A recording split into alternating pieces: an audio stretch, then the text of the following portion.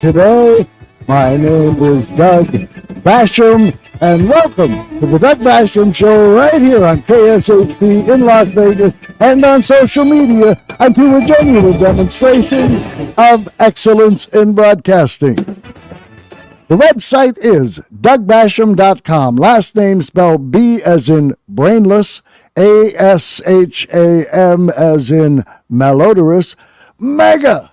DougBasham.com. My email, Doug@DougBasham.com. Now, regular listeners know the drill by now, but for any new listeners or viewers, on my website, you will find links to every website associated with this show, in particular, links to all my social media sites, Facebook, Twitter, YouTube, Instagram, Twitch, TikTok, OnlyFans, on 4 of which we both broadcast this show live and archive the shows. 2 things I'd like you to do, favors if you will. On my website, first click on the YouTube link. Once there, click on the link that says live, whereupon you can either watch the show live or view the archive shows. But most importantly, do us a favor, will you? And click on the subscribe link. Second, also on my website, DougBasham.com, click on the TikTok link. Once there, do us another favor and click on the follow link. 221-7283 is our call-in number here at the station, folks. If you would like to talk on the radio, as in our second half hour, that's 702-221-SAVE, as in Save Our Democracy, which is our ultimate and only goal in each and every show we do. Lock him up. I have another follow-up to a story I commented on briefly on Friday, as it just happened right before I left for the station, and we didn't know a whole lot about it at that point. And that was the story wherein we learned that the grand jury in Georgia that investigated efforts by the Orange Albatross and his co-conspirator racketeers to overturn Georgia's 2020 election results, they recommended racketeering indictments against twice as many people as the 19 ultimately charged by prosecutors. 39 people to be exact. And that list included South Carolina QOP Senator Lindsey Graham, former Georgia Senators David Perdue and Kelly Loeffler, and as I said at the time, Trump's former national security advisor and traitor, Michael Flynn. We now know that that list also included Trump advisor Boris Epshteyn, Georgia's current sitting Lieutenant Governor Burt Jones, and Trump attorney and big lie peddler Cleta Jones. Charging recommendations against others included false statements and writings, influencing witnesses, and criminal solicitation to commit election fraud. An Associated Press story over the weekend sheds some light on why certain people the Georgia grand jury recommended be indicted weren't.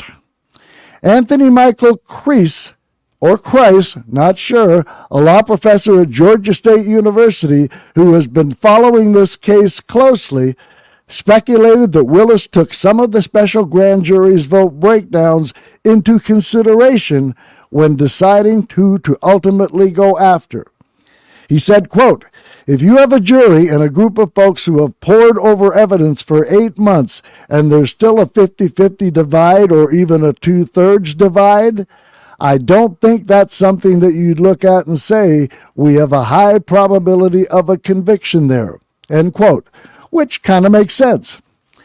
As for specific individuals who the grand jury recommended be indicted but weren't, the Democratic congressman from California, Eric Swalwell, was asked about former Georgia Senators Kelly Loeffler and David Perdue, and in his response went big picture on us, and I mean big picture, and offered, in my opinion, just an epic response, which is certainly a great first sound clip to begin our week.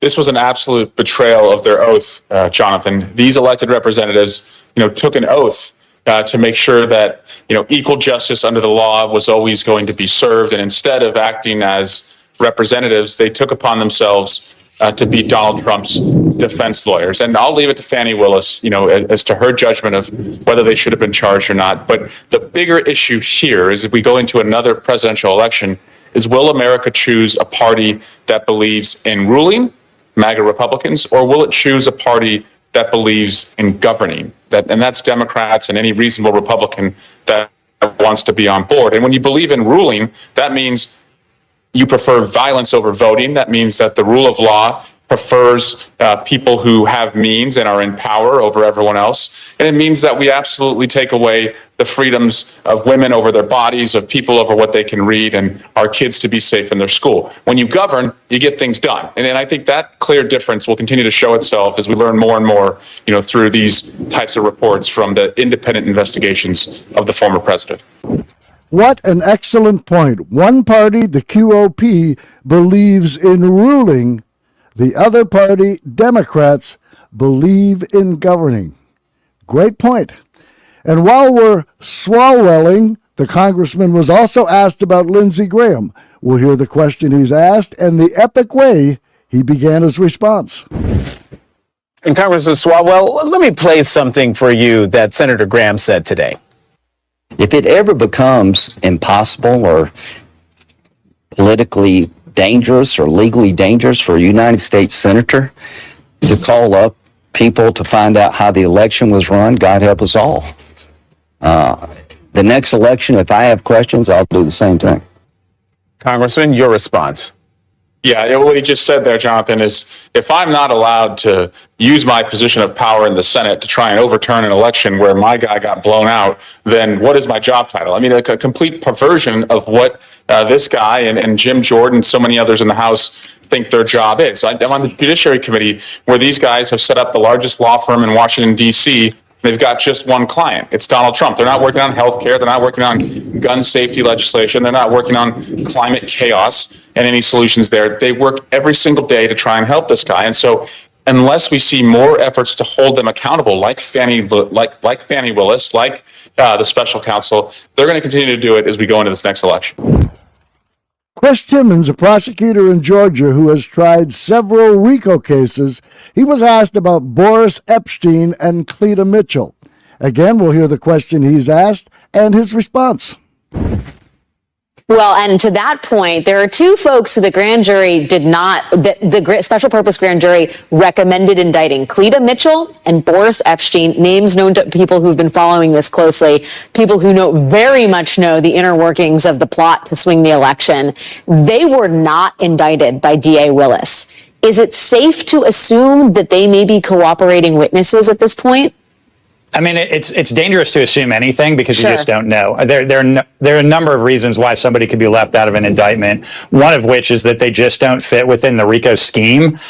Based on what we know outside, I don't think that's the case for these two. They would seem to be people based on what we know would fit within the RICO scheme, but obviously we don't know everything. Certainly not as much as the DA's office knows, and certainly not as much as their attorneys know. So if I were to place a bet, I would bet that they are cooperating with the state, but you just don't know for sure in this case until we get towards trial and we see them on a witness list. You see them on a witness list, it's pretty clear that they're cooperating. We should know that pretty soon because I believe discovery's due fairly soon. As for the Michael Flynn traitor, former lead prosecutor in Robert Mueller's Russia non-hoax and non-witch hunt, had this to say. If I had to guess sort of why. Why? Because he's so indebted to Trump at this point with the pardon. The pardon, by the way, is November 25th. So weeks after the election, but weeks before the trust. And he had to be pardoned because if you remember, the judge was saying, I'm not sure I'm going to give his plea back. Because I think that the Justice Department under Bill Barr is colluding with Sidney Powell. And this was a big issue and sort of forced Donald Trump's hands to say, if you want to get rid of this case, you're going to have to pardon him. I'm not going to take the direction of a collusive attorney general getting rid of this case. So the judge really stood up to saying that I see what's going on here. And then Mike Flynn has now been, on the, stump for Donald Trump. So the idea that he's cooperating, never going to happen. And we would know it because, we would not be hearing this anymore. In terms of why, so that's not why he has not been charged. It is not that he is somehow a cooperator. If I had to guess sort of like why it hasn't happened yet, it in part is one thing for the grand jury to say there's probable cause, because when you're listing all these names, that's probable cause.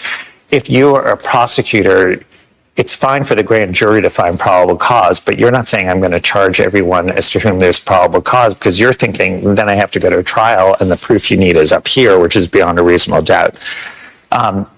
Jack Smith is a fantastic prosecutor. He has a fantastic team. He also has been on the job for a nanosecond. And this is sort of for a New York minute. And when you think how much he has accomplished, which is 2 incredibly significant indictments, keeping his eye on the ball, which is Donald Trump. We already know he has 6 unindicted co-conspirators.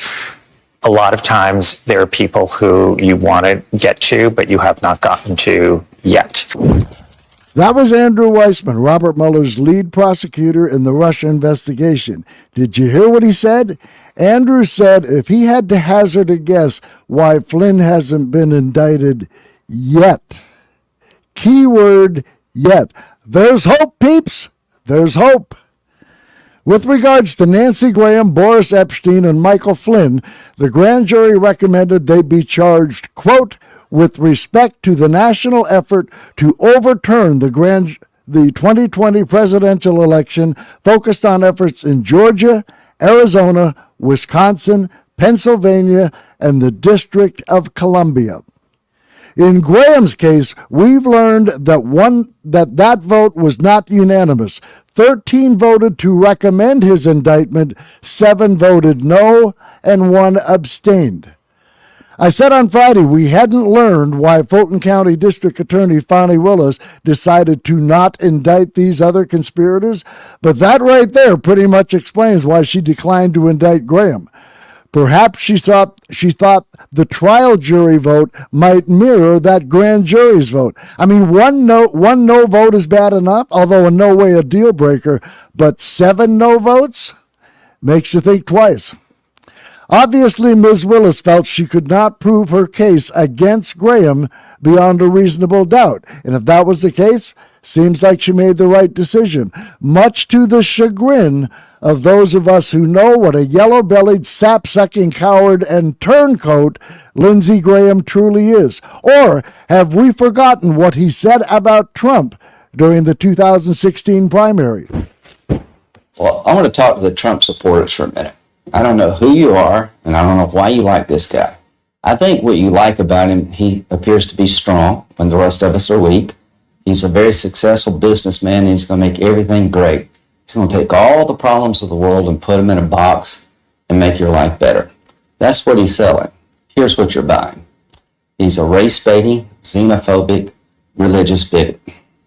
He doesn't represent my party. He doesn't represent the values that the men and women who wear the uniform are fighting for. And we have young men and women in harm's way all over the world, particularly in the Mideast. What Mr. Trump is doing, and I don't think he has a clue about anything, he's just trying to get his numbers up and get the biggest reaction he can.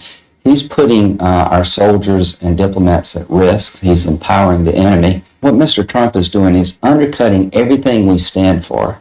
He's undercutting how you win the war. He's empowering the enemy, and he's putting people at risk who are serving our country. Now, he's never served. Going to a military high school, Donald, is really not military service. You've never worn the uniform. You've never been on a forward operating base. You've never been at a PRT as a member of the Department of Justice or the Department of State. You've never been a USAID worker going into some devastated poor area in Iraq and Afghanistan trying to help our country by helping others. So knock it off. You're putting people at risk. And you know how you make America great again? Tell Donald Trump to go to hell. And the reason I chose that particular clip over many others I could have played, I think that is the most egregious example of Lindsey Graham's shameless and cowardly flip-flopping. The gist of that entire clip was that Trump was putting the men and women who serve in our military at risk. But as soon as Trump became the nominee, the men and women of our military who? Not a second concern from Nancy Graham. Power, access, and influence were all that mattered. And that is why I am sorely disappointed he wasn't indicted in Georgia. People with no spines or balls like Lindsey Graham, who would express concern for our military and then abandon it to cozy up to a guy he knows is both unfit and unqualified to be president, and the guy he claims is putting our military at risk. People like this serve no useful purpose to society. None. Therefore,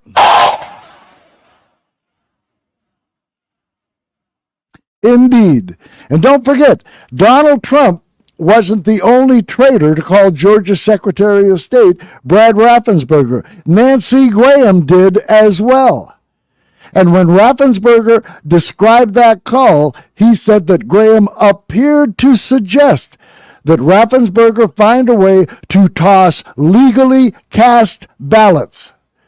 Raffensperger also said, quote, "It was just an implication of look hard and see how many ballots you can throw out," end quote. And 7 people thought that wasn't indictable? 7? Houston, we have a problem. At least now we know why Graham voted to acquit Trump in his coup impeachment. At that time, Graham was under investigation himself for essentially doing the same thing. I had a call from a listener on Friday who took me to task for calling Michael Flynn a traitor. Sorry, but that's what I call every single person who assisted Trump in his attempted coup. And of course, I had none of my Michael Flynn stuff with me that led to that conclusion. We were right at the end of the show as well. If we had more time, I might have been able to share some of my reasoning.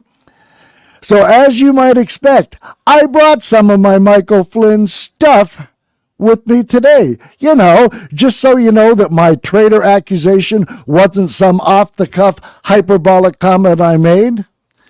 Because I don't do that. And in all honesty, just like I said, if you tried to help the orange traitor overturn an election he knew he lost, and you stood by and participated while he attacked and slandered innocent people and destroyed their lives to the point they had to move because of death threats from Trump's brain-dead MAGA cult base, you are a traitor to this nation, period. And you should know, I'm not the only one who called Flynn a traitor. And worse, in 2022, one Everett Stern was running for a Senate seat in Pennsylvania in the Republican primary. His Republican opponent was Kathy Barnett, who had been endorsed by, wait for it, Michael Flynn. At one point in one of their debates, Mr. Stern interrupted Ms. Barnett and said, quote, "You're being backed by General Flynn. You're being backed by a traitor," end quote. And then there was the judge who presided over Flynn's trial, Judge Emmett Sullivan. As I alluded to briefly in the phone call I referenced earlier, Flynn and his accomplices were pushing for the extradition of an exiled Turkish cleric to Turkey. Without informing the United States government, they were acting as agents for a foreign country. Turkey's president, that would be Erdogan, claimed the cleric orchestrated a 2016 coup attempt. Flynn was involved in the efforts to smear the exiled cleric and, in fact, wrote an op-ed in the Wall Street Journal on Election Day that attacked that cleric mercilessly, as well as made the case why this cleric should be returned to Turkey, or re-Turkeyed, if you will. This is what Judge Sullivan said, quote, "All along, you were an unregistered agent of a foreign country while serving as the national security advisor to the President of the United States. That undermines everything this flag over here stands for.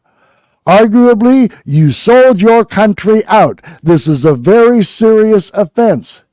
And get this, Flynn wasn't even charged for his Turkey crime. He was only charged with lying to the FBI, and this is important, regarding the nature and content of his conversations with Sergei Kislyak, who was the ambassador to the United States from, wait for it, Russia. But as we all know, Russia was just a hoax and a witch hunt, right?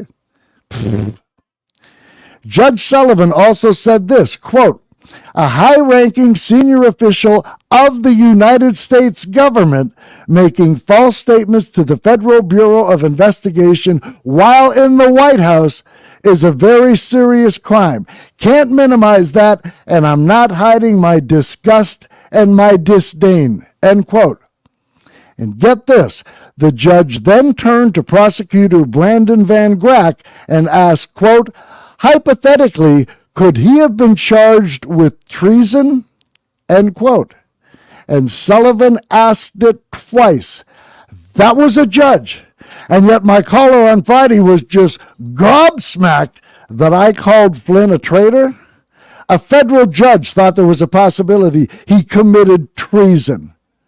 But you see, here's the problem. Every time someone in Donald Trump's orbit betrays this country, every time someone who is close to Trump or works for him acts like a traitor, Fox News instantly has them come on all their shows and they dishonestly portray them as innocent, downtrodden, poor, oppressed heroes and patriots. And that's what they did. For some time there, Fox News was all in on Michael Flynn all the time. Long story short, in December of 2017, Flynn formalized a deal with special counsel Robert Mueller to plead guilty to a felony count of willfully and knowingly making false statements to the FBI about his Kislyak communications, and he agreed to cooperate with the special counsel's investigation. In June 2019, why wasn't he in jail by then? In June 2019, Flynn dismissed his attorneys and retained, wait for this one too, Sidney Kraken Powell, who proceeded to go to Trump's then Stepford attorney Bill Fubar and asked him to help her get charges against Flynn dropped. And true to form and a prime example of weaponizing the Justice Department, Fubar proceeded to file a court motion to withdraw all charges against Flynn. His case was placed on hold. Later on, Trump pardoned Flynn, and Judge Sullivan had no other choice but to dismiss the case, but he added it was not likely he would have granted the DOJ's motion to drop the case. And then you can just listen to Flynn's words that he himself spoke. This was from an appearance on the woeful and dreadful Newsmax in December of 2020, after the election, when the Flynn traitors' efforts turned to helping the Orange traitor overturn the election. And this clip starts just as Flynn finished lying about the voting machines. Equally woeful and dreadful host Greg Kelly asked Flynn what is commonly known as a very loaded wink-wink kind of question. And of course, as soon as Flynn starts responding, he starts lying. Dominion, but also this Smartmatic software. So he's got a couple of options that he can take, and he needs to take them. He needs to take them right now. So I hear some murmurings. You know about the staff shakeup at the Pentagon. They're putting people in place who might not be opposed to aggressive action. And the president does have some options, at least on paper. Can you tell us what those options are and your opinion, if he might take any of them? Well, I don't know if he's going to take any of these options. I mean, the president has to plan for every eventuality, because we cannot allow this election and the integrity of our election to go the way it is. I mean, this is just totally unsatisfactory. There's no way in the world that we are going to be able to move forward as a nation with this. So, yep, the election integrity talking point / lie. The only election integrity issue we had was Trump, his right-wing propaganda hate media, telling us we had election integrity problems.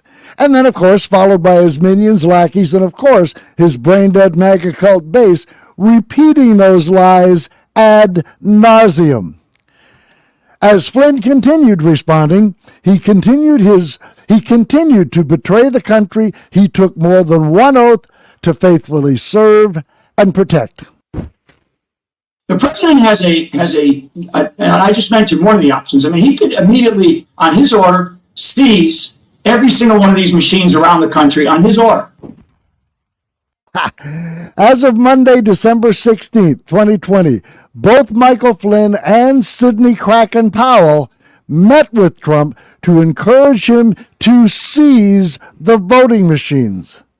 Powell also asked to be appointed special counsel to investigate the election.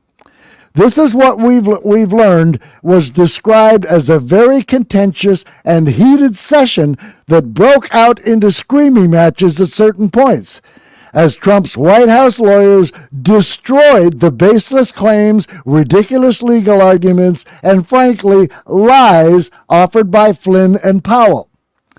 When Trump White House counsel Pat Cipollone testified before the January 6th committee, he said he didn't think Sidney Powell should be appointed to anything. Meanwhile, Fox News parroted these lies while giving airtime to both Flynn and Powell, while behind the scenes they were calling Powell both nuts and a liar. And get this, a document was drawn up regarding the seizing of the voting machines. And it should be mentioned, this document became an executive order, but thankfully for our democracy, one that was never acted upon. Now, we don't know who wrote it, but it was dated that same day, December 16th, 2020, the day of the Screaming Fest meeting. And Trump's lawyers tried their damnedest to keep this document under wraps, that is, until the January 6th committee got a hold of it in January of 2022, a year and a couple months after it was written. Here's impeachment manager Jamie Raskin on that fateful meeting, beginning with that executive order. And just so you know, I could have played clips from Pat Cipollone a couple times I've mentioned him, but it's all kind of wrapped up here, and I thought Jamie Raskin summed up that meeting as well as it could be, so I'll just let Mr. Raskin take it from here.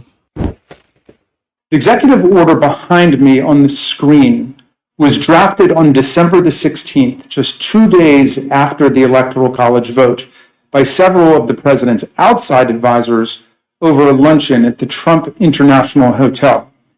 As you can see here, this proposed order directs the Secretary of Defense to seize voting machines, quote, effective immediately, but it goes even further than that. Under the order, President Trump would appoint a special counsel with the power to seize machines and then charge people with crimes with all resources necessary to carry out her duties. The specific plan was to name Sidney Powell as special counsel, the Trump lawyer who had spent the post-election period making outlandish claims about Venezuelan and Chinese interference in the election, among others. Here's what White House counsel Pat Cipollone had to say about Sidney Powell's qualifications to take on such expansive authority. I don't think Sidney Powell would say that. I think it's a good idea to appoint her special counsel. I was vehemently, but I didn't think she should have been appointed anyway. Sidney Powell told the president that these steps were justified because of her evidence of foreign interference in the 2020 election. However, as we've seen, Trump's allies had no such evidence and, of course, no legal authority for the federal government to seize state voting machines. Here's Mr. Cipollone again denouncing Sidney Powell's terrible idea. There was a real question in my mind and a real concern, particularly after the Attorney General had reached the conclusion that there was a sufficient election fraud to change the outcome of the election, when other people kept suggesting that there was. The answer is, what is it? And at some point, you have to put up or shut up. That was my view. Why was this on a broader scale? Bad idea for the country. Can the federal government seize voting machines? It's a terrible idea. That's not how we do things in the United States. from a legal party to do that. And there is a way to contest elections, that happens all the time. But the idea that the federal government could come in and seize election machines, I don't understand why we tell you what that's it's a terrible idea. You just heard White House counsel Pat Cipollone tell the January 6th Select Committee that he didn't even understand why he even had to tell them why seizing voting machines was a bad idea for this country, and that it was a terrible idea. And that is what Michael Flynn was pushing for. And yet, if I heard it once on Fox, I heard it 1,000 times. And you Trump humpers know I'm right. You've repeated it on this show. Quote, "Look at what they did to General Flynn." End quote. And you know I'm right. And the rationale in order to defend him, he wasn't guilty. He just pleaded guilty, and 3 times, to protect his family. And what did that do, either intentionally or not? Help to destroy people's faith in our judicial system and our justice system. But that's what traitors do. Traitors stick together. I looked up. But that executive order, as you heard Jamie Raskin say, empowered the Secretary of Defense to, quote, "seize, collect, retain, and analyze all machines, equipment, electronically stored information, and material records required for retention," end quote. Gee, in the hands of Donald Trump, what could possibly go wrong? And in this executive order, and this wasn't in that clip, Trump went after Dominion's voting machines and said, quote, "The Dominion voting system is intentionally and purposely designed with inherent errors to create systemic fraud and influence election results," end quote. And of course, none of that was true, as Fox News, OANN, and Newsmax ultimately realized and were made to pay for it. The order then expanded the scope of that lie. It said, quote, "There is also probable cause to believe that Dominion voting systems, Smartmatic, electronic systems and software, and Hart Intercivic, Clarity Election Night Reporting, Edison Research, Sequoia, Skittle, and similar or related entities, agents, or assigns have the same flaws and were subject to foreign interference in the 2020 election in the United States," end quote. You know, that's kind of funny. Trump didn't seem to mind foreign interference in the 2016 election. And ironically, any foreign interference there was in the 2020 election was done by countries who wanted Trump to stay in office. You know, like Russia, Russia, Russia. The executive order also called for the appointment of a special counsel to oversee this entire criminal operation. But back to Michael Flynn in his interview on Newsmax. He went from the seizure of voting machines to this. He could also order within the swing states, if he wanted to, he could take military capabilities and he could place them in those states and basically rerun an election in each of those states. Nice, real nice. Trump could send our military to the swing states and just, rerun those elections with the military hovering over them. Doesn't that sound like something Trump's BFF Vladimir Putin would do if he were to ever lose an election? And then the traitor Flynn went on to defend Trump implementing martial law, as well as poo-pooing anyone who might raise an eyebrow over martial law being implemented. I mean, it's not unprecedented. I mean, these people out there talking about martial law, it's like it's something that we've never done. Martial law has been instituted 64 times, Greg. You want to know the truth, which the Flynn traitor conveniently omitted?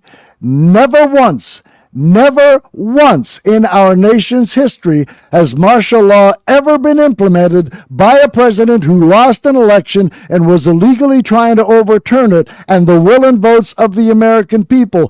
Also, he could remain in power like the authoritarian dictator wannabe Trump is and out of prison. Forgot that part, did you, Michael? You stinking traitor. He didn't forget. It's that the truth is anathema to Trump and Flynn and countless others' plot to steal an election. Oh, and martial law has also never been implemented in order to rerun an election or elections.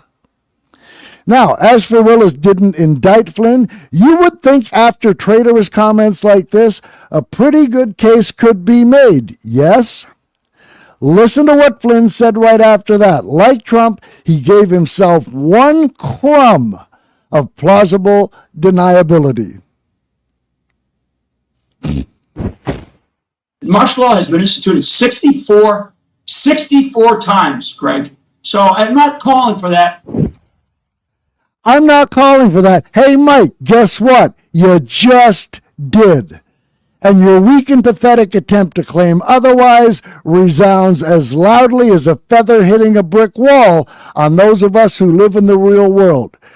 We are well aware that when you say something like you just did and then follow up with, I'm not calling for that, Trump's brain-dead MAGA cult base interprets that as a wink-wink and a nod and acts on the part they like most. Which, of course, is the part you meant most, Michael. And of course, after his weak instance of plausible deniability, Flynn had to conclude his remarks by lying again. But I will tell you that I'm a little concerned about Chief Justice John Roberts at the Supreme Court. I mean, that we can't fool around with the fabric of the Constitution of the United States. And I think that right now the Constitution, if the Supreme Court doesn't get involved in at least making sure that the fabric of that Constitution is held together, and all they have to do is look at the evidence. They have to look at the evidence. 221-7283 is our call-in number here at the station, folks. If you want to chat on this glorious Monday, our first day back after the weekend, that's 702-221-SAVE. Pursuant to that clip you just heard, of course, there was and is no evidence. Flynn's just repeating the same tired line. Rudy Giuliani, Jenna Ellis, Sidney Cracker-Powell, they just have to look at the evidence. 1, 2, 3 years later, do you folks honestly think if there were evidence, if any of these people had evidence, that Donald Trump would have that evidence and he would have done something with it by now? Of course he would. How stupid do you have to be to keep convincing yourself there's evidence? I mean, there's one thing. This is a free country. You can be as stupid as you want, but don't abuse the privilege. And I don't know if Flynn knew he was lying or if he truly bought into the rigged, stolen election lies, but either way, I don't care. A traitor is a traitor is a traitor. And don't forget, he might well have believed the election lies. Back on July 4th, interesting date, July 4th, 2020, Michael Flynn pledged an oath to the QAnon conspiracy theory. So whether or not he knew he was lying or didn't, I don't care. I just don't give a damn. And just for the record, Flynn also reposted a tweet that encouraged Trump to, and I'll read from the original tweet now. It was a group called We the People Convention. And apparently this was also a full-page ad they ran in the Washington Times. Quote, "You must be ready, Mr. President, to immediately declare a limited form of martial law and temporarily suspend the Constitution and civilian control of these federal elections for the sole purpose of having the military oversee a national revote. You must also silence the destructive media's one-sided propaganda designed to influence the election outcome." End quote. Michael Flynn retweeted that. You don't retweet things like that unless you are in agreement with them. This Michael Flynn is just a real peach, isn't he? And yet, a caller was just mortified. I called Flynn a traitor. Forget all the other stuff you've heard him say. He tried to overturn an election and the will of votes of the American people on behalf of another traitor who lost the election. That's all I need to call him a traitor. Yeah, there's a lot more, but that's all you need. And if that wasn't enough, anyone here or remember what Flynn said when he was questioned under oath by the J6 Select Committee? And because the audio is a little funky in one place, I'll tell you what Flynn's attorney said. Liz Cheney asked Flynn a question, which is clear. Flynn's attorney asked for a clarification and asked if Cheney was asking a moral question or a legal question. You hear Cheney's response, and then the Flynn traders. Yes, General Flynn, do you believe the violence on January 6th was justified? Can I get clarification? Is that a moral question or are you asking the question? I'm asking both. I said, do you believe the violence on January 6th was justified morally? Take the fifth. Do you believe the violence on January 6th was justified legally? Fifth. General Flynn, do you believe in the peaceful transition of power in the United States of America? Fifth. So, the Flynn traitor was asked 4 questions. Number 1, more broadly, did he feel the violence on January 6th was justified? Flynn's lawyer asked for clarity if Cheney meant on a moral or legal basis. Then Cheney broke them down into 2 questions. 2, if the violence was justified morally, and 3, if it was justified legally. And finally, Flynn was asked if he believed the peaceful transfer of power, he believed in the peaceful transfer of power in the United States. And to all 4 questions, this dirty democracy Judas and fair elections deserter invoked his Fifth Amendment right to refuse to answer on the grounds it might incriminate him. Which, according to his orange co-conspirator, that's what the mob does. That's what guilty people do. That's what he said. Taking the Fifth Amendment, like you see on the mob, right? You see the mob takes the Fifth. If you're innocent, why are you taking the Fifth Amendment? You have your staff taking the Fifth Amendment, taking the Fifth, so they're not prosecuted. I think it's disgraceful. Fifth Amendment. Horrible. He pleaded the Fifth, and that was the end. We never heard about him again. This is like Watergate, only it's worse. Horrible, horrible. The mob takes the Fifth. And just to show you how absolute full of shusky this habitual orange liar is, what did he do when he had to take a deposition before the New York Attorney General's office in New York, of course? Accordingly, under the advice of my counsel and for all of the above reasons, I respectfully decline to answer the questions under the rights and privileges afforded to every citizen under the United States Constitution. This will be my answer to any further questions. So the 2020 Statement of Financial Condition contained false and misleading valuations and statements. Is that correct? Same answer. You knew at the time it was finalized that the 2020 Statement of Financial Condition contained false and misleading statements. Is that correct? Same answer. In preparing the 2020 Statement of Financial Condition, Alan Weisselberg, Jeff McConney, and others worked at your direction and followed your instructions to inflate asset valuations on the Statement of Financial Condition by employing false or misleading assumptions. Is that correct? Same answer. With regards to your old post office property, is it correct that through the use of the inflated Statement of Financial Condition to obtain a favorable interest rate, you were able to save at least 5% per annum in interest payments on the construction loan of up to $170 million from Deutsche Bank? Same answer. Is it correct that absent the $170 million construction loan from Deutsche Bank, you would not have obtained the ground lease on the old post office property or been able to provide the renovation to the property that occurred. Silence. Taking the Fifth Amendment, like you see on the mob, right? You see the mob takes the Fifth. If you're innocent, why are you taking the Fifth Amendment? I think it's disgraceful. Fifth Amendment, horrible. Horrible, horrible.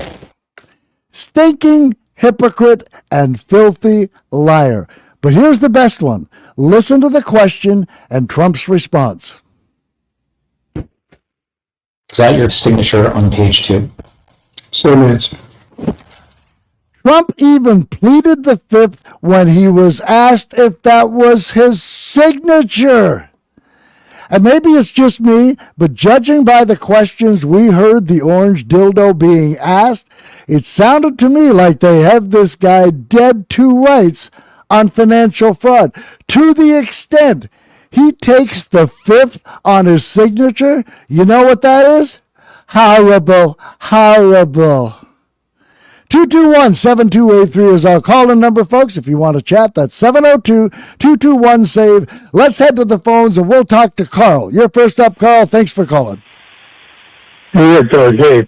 This day, 9/11, should be observed with some reverence of some type, and they're picking everybody's picking on Biden because he was in Alaska, but he sent representatives to New York and so forth.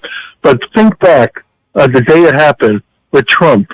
Think about how reverent he had about that day. He said from his building, his window, he could see people jumping out of the Twin Towers. Which he couldn't. It was too many miles away. He said he saw thousands of Muslims in the street cheering, which he didn't. And finally, he said he lost many good friends in the Twin Towers, and he didn't go to one funeral. There's no evidence, you're right. There's no evidence he attended even one funeral. But then he's a pathological liar. Well, but he's supposed to have reverence for a day like this.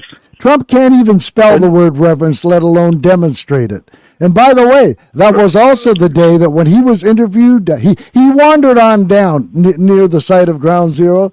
And you know what he said to the interviewer? That he now had the tallest building in Manhattan. Like, that's the priority on the same day the two towers came down. Well, it's a horrible tragedy. Hey, I now have the tallest building. How cool is that? Huh? Hit the like button, subscribe, ring the bell. Yeah, but that's how he thinks. I know. What's the best for him, And it's unfortunate, but his mental condition is that way. But anyway, I just said for some reverence for today, they shouldn't pick on Biden, pick on Trump. He's running for president again, and he was the most irreverent person on that day 20 years ago. So. Yeah, absolutely. And you know why I didn't even mention 9/11? I mean, it's been, 22, 23 years? The number of 9/11 shows I have done, it's like what? I mean, I could have just called it in. I have like so many 9/11 shows that I've already prepared and performed. It's like, well, am I going to do that or do something different? And I thought, you know what? I'll do something different this 9/11. Because I think what we're facing now presents a much greater existential threat to our democracy and our nation than anything that happened on 9/11. 9/11 was from without. What's happening today is from within. The caller is inside the house, and he's in the back seat of the car. I just referenced two movies in one. And I appreciate you calling, Carl. Always a pleasure. Take care. You too. And speaking of disgraceful, I want to come back to Michael Flynn's response to that last question. Taking the fifth when he is asked if he believes in a peaceful transfer of power, that was the answer that cements his status as a paid and full member in good standing of the Traitor Club. He took the fifth when he was asked if he believed in a peaceful transfer of power in the United States. The fifth. So it was obvious what his answer was. No, I don't believe in the peaceful transfer of power, which means he's okay with violence to prevent a peaceful transfer of power, which can only be interpreted by anyone with even a lick of sense as yet one more incitement to violence by yet one more member of Trump's anti-American, unpatriotic, criminal, racketeering enterprise. Hey, folks, that's it. We're out of time. I appreciate you listening. I appreciate you calling. I'm out of here. We will do this all over again tomorrow, hopefully with you. Until then, take care.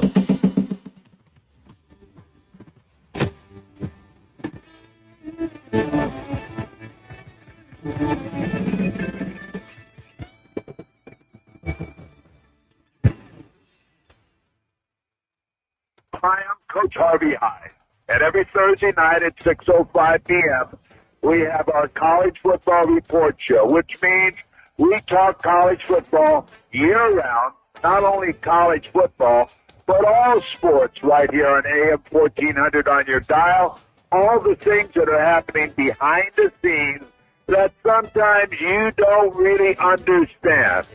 That college football report, Thursday evenings at 6:05 p.m.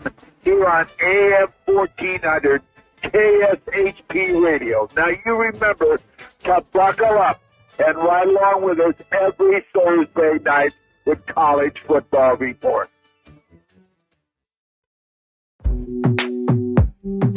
Hey listeners, get ready to be excited about traveling again. This is Jeremy Long, the Full Metal Traveler.